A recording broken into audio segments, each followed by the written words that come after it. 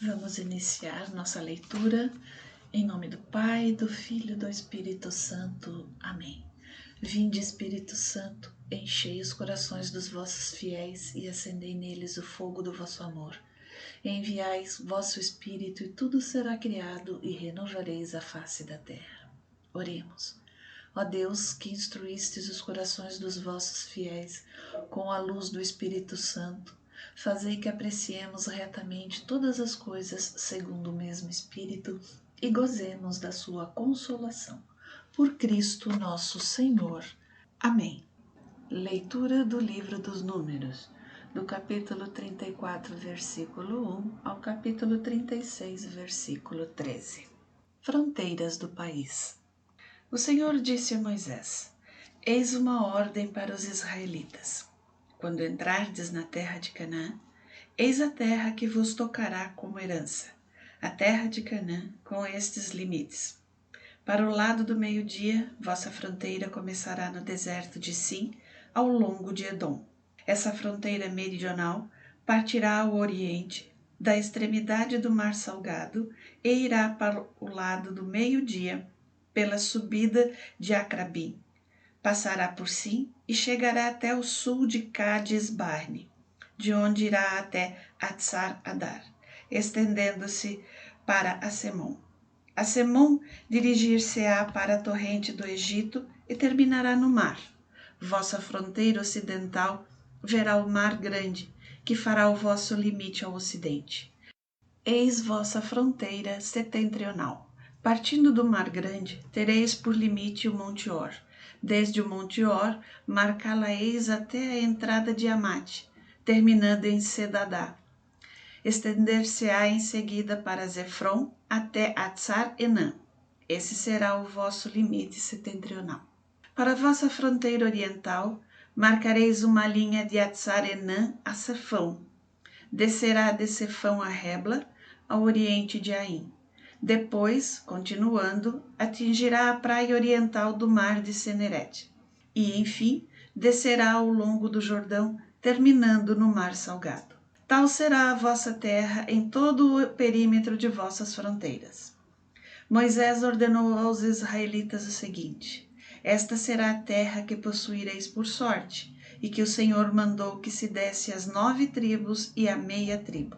Porque a tribo dos Rubenitas, por suas famílias, assim como a tribo dos Gaditas, por suas famílias, e a meia tribo de Manassés, receberam já a sua porção.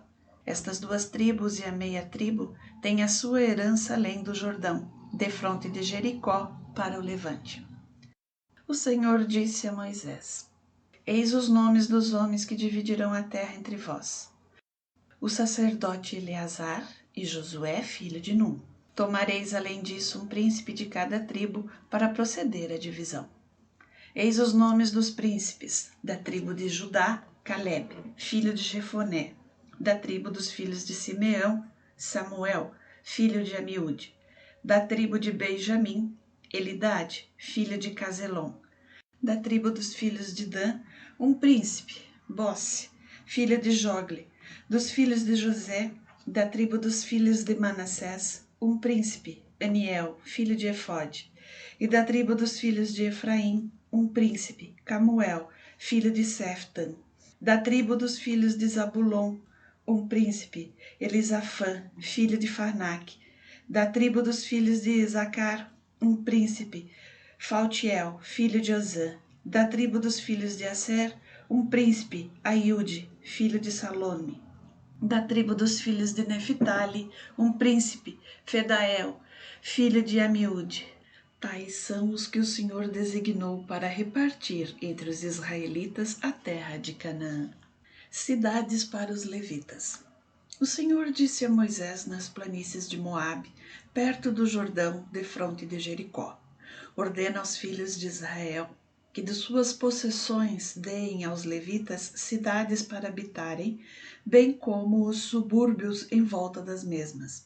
Terão as cidades para nelas habitarem e os territórios circunvizinhos para a criação de seus gados, seus bens e seus outros animais. O território circunvizinho das cidades que dareis aos levitas terá 1000 côvados de extensão em todos os sentidos a partir do muro da cidade. Medireis, pois, fora da cidade 2000 côvados para o oriente, 2000 côvados para o sul, 2000 côvados para o ocidente e 2000 côvados para o norte, ficando a cidade no centro. Tais serão os territórios das cidades. Quanto às cidades que dareis aos levitas, 6 serão cidades de refúgio destinadas ao asilo dos homicidas, e mais 42 cidades. O total das cidades que dareis aos levitas será, pois, de 48, com as terras circunjacentes. As cidades que se hão de dar das partes dos filhos de Israel, vós as tomareis em maior número dos que têm mais, em menor dos que têm menos, e cada uma das tribos cederá de seus territórios aos levitas na proporção da parte que lhe tocar. Cidades de refúgio. O Senhor disse a Moisés: dize aos israelitas: quando tiverdes passado o Jordão e entrado na terra de Canaã, encontrareis cidades de refúgio onde se possam retirar os homicidas que tiverem involuntariamente matado. Elas vos servirão de asilo contra o vingador de sangue, de sorte que o homicida não seja morto antes de haver comparecido em juízo diante da Assembleia.